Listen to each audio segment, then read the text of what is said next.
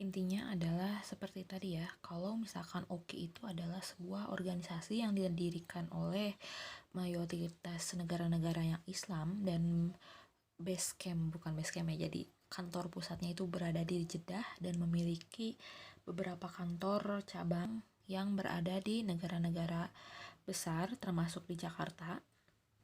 Intinya kalau OKI itu adalah untuk melindungi negara-negara yang mayoritasnya Islam dari berbagai kecaman saat itu.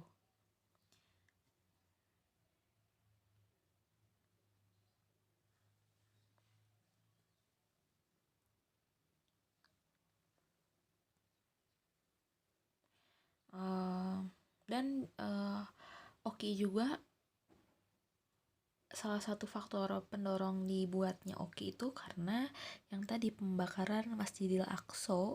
Jadi akhirnya mereka itu ingin melindungi negara-negara yang mayoritasnya Islam. Oke, dan sampai sekarang OKI masih ada.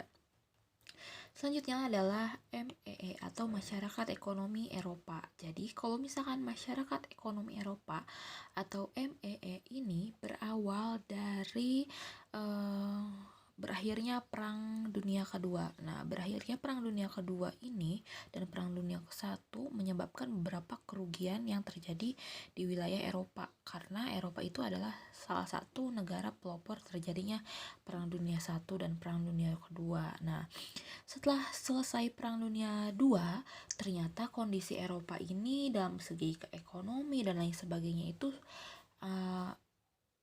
acak-acakan gitu. Jadi akhirnya di sini negara pelopor salah satunya Prancis dia menjelaskan untuk bagaimana kalau misalkan kita membuat sebuah persatuan negara-negara yang ada di Eropa untuk kembali menumbuhkan perekonomian yang ada di wilayah Eropa. Nah, jadi masyarakat ekonomi Eropa ini adalah rata-rata dipelopori oleh negara-negara yang kalah dalam perang pada saat Perang Dunia I dan Perang Dunia II, dan dia ingin menata kembali kehidupannya setelah terjadinya Perang Dunia I dan II pada saat itu. Nah, akhirnya di sini gerakannya itu adalah pemulihan gerakannya itu dalam melalui perdagangan dan perdagangan bebas. Jadi orang-orang Eropa ini melakukan sebuah perdagangan internasional, termasuk perdagangan kepada negara-negara yang di luar keanggotaan PBB untuk menata kembali perekonomian yang telah hancur akibat Perang Dunia II pada saat itu. Nah, di sini MEE ini berawal dari Prancis yang mengajukan beberapa kerjasama, salah satunya itu adalah usaha baja dan untuk memajukan lagi negara-negara Eropa. Nah, negara-negara pelopor MEE itu adalah adanya Prancis dan Jerman Barat. Nah, ini pendirinya ya. Anggotanya silahkan kalian cari sendiri. Oke, di layar 6. Nah, untuk tujuan MEE sendiri adalah untuk mewujudkan keadaan damai, untuk membangun di kawasan Eropa, untuk meluaskan lapangan kerja, untuk memajukan perdagangan, menghapuskan hambatan dalam perdagangan dunia, dan memperluas hubungan dengan negara di luar PBB.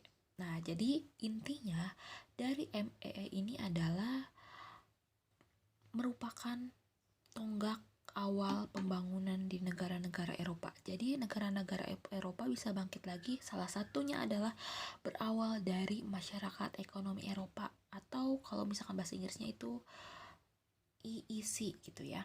Nah, jadi akhirnya dari MEI ini juga